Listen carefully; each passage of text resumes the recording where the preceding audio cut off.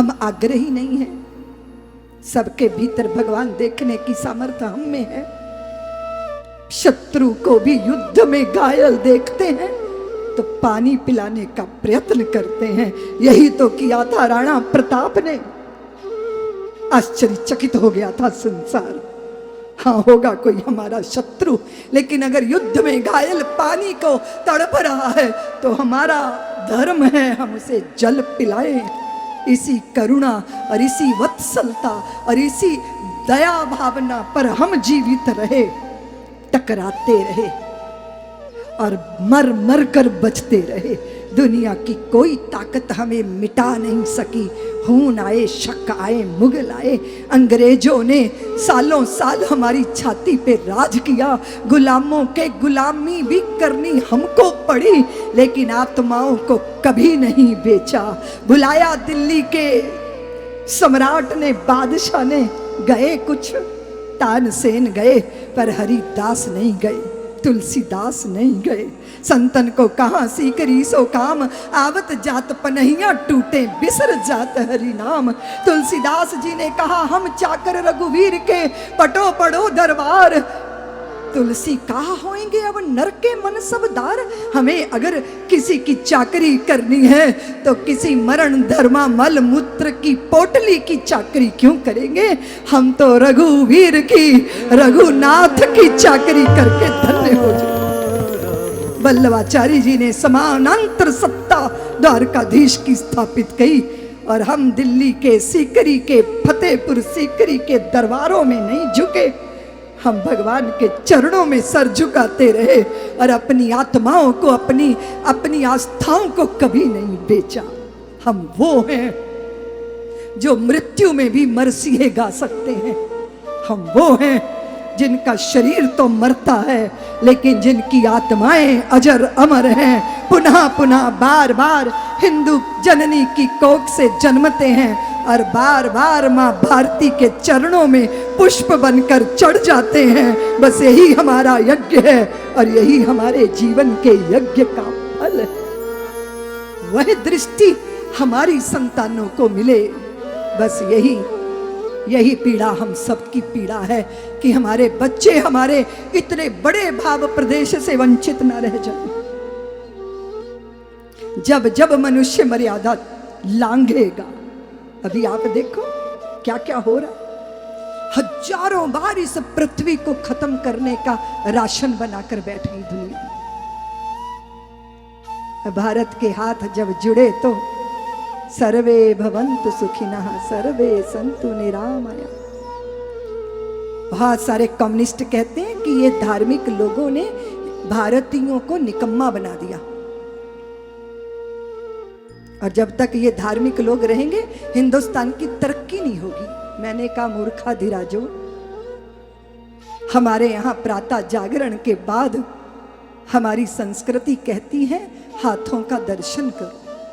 कराग्रे वस्ते लक्ष्मी, कर मध्य सरस्वती, कर मूले तु गोविंद, प्रभाते कर दर्शनम। जिस जाति ने सुबह ही यह जान लिया कि मेरी इन उंगलियों, मेरे इन हाथों की मेहनत से लक्ष्मी आएगी, वो जाति निकम्मी और निठल्ली कैसे हो सकती है।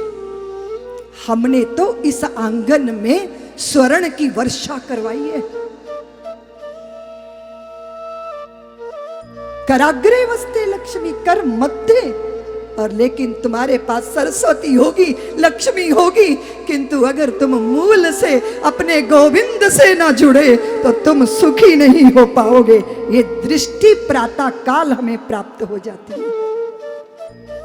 हम जानते हैं कि जिनके माथे पर मेहनत से नहीं छलकता मीत पसीना, काम चोर जो बनकर चाहे इस दुनिया के अंदर जीना, उन्हें धरती का भार कहेंगे, एक नहीं 100 बार कहेंगे। हमारे दृष्टि, हमारे लक्ष्य हमें बहुत स्पष्टता से पता है और हमारी संस्कृति है जो शूरवीरता सिखाती है, परिश्रम करना सिखाती है, कर्म के विधान की रचना रचती है। आज जो हमें मिला है ये हमारा ही कमाया हुआ है और कल जो मिलेगा वो आज का कमाया हुआ है। हम तो जन्मों जन्मों की कमाई, अपने हाथों की कमाई पे भरोसा करते हैं। तुम हमें क्या समझोगे? तुमने समझना है तो तुम हमारी संस्कृति के हृदय में उतरो, तब समझ में आएगा।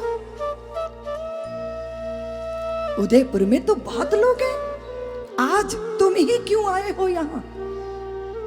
क्यों? किसी के दुष्कर्मों ने यहां आने नहीं दिया और किसी के पुण्य प्रताप यहां खींच के भगवान के चरणों में लाकर बैठा। लेकिन जो पुण्य है वो चरण होते हैं, उनमें और वृद्धि होनी चाहिए। ये बार बार सजग किया जाता है। भिखारी ने कहा दे दो मुझे भी दे दो कुछ।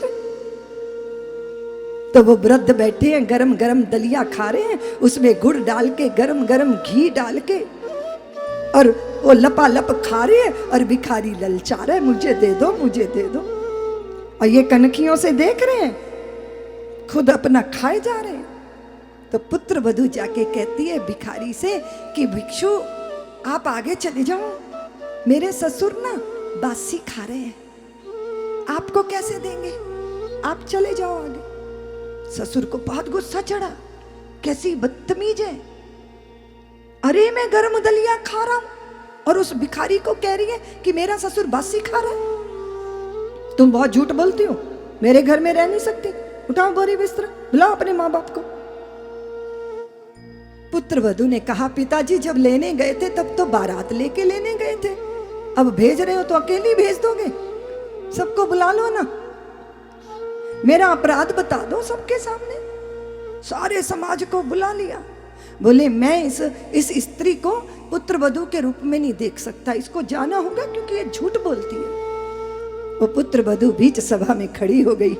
बोले पिताजी मेरी धृष्टता को क्षमा कीजिएगा, मुझे बड़ों के सामने बोलना नहीं चाहिए, लेकिन आपने मुझे बोलने को विवश कर दिया। आप क्यों मुझसे नाराज हो? क्योंकि मैंने भिखारी को ये कहा कि आप बासी खा रहे हो, मैंने असत्य नहीं कहा पिताजी।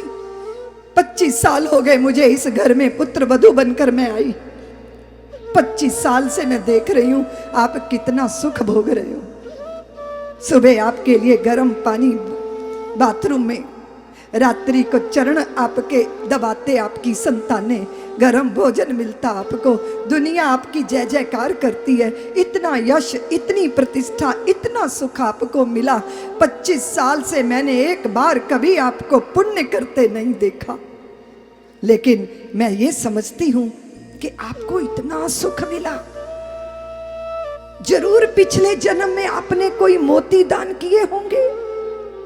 मैंने भिखारी से ये कहा था कि ये बासी खा रहे हैं, यानी पिछले जन्म का कमाया इस जन्म खा रहे हैं।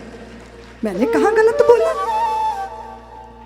बस इतना ही तो सजग करना चाहती हूँ कि पिछले जन्म का कमाया चूक ना जाए, कुछ इस जन्म में भी कमाना चाहिए, और वो संचित जब होगा तो प्रारब्ध के रूप में प्राप्त होगा। हम कर्म के सिद्धांत को मानने वाले लोग, और भाग्य की खेती पुरुषार्थ की जमीन पर होती है, और पुरुषार्थ करना चाहिए भोग भोगने के लिए नहीं, अपितु सृष्टि का संरक्षण करने के लिए।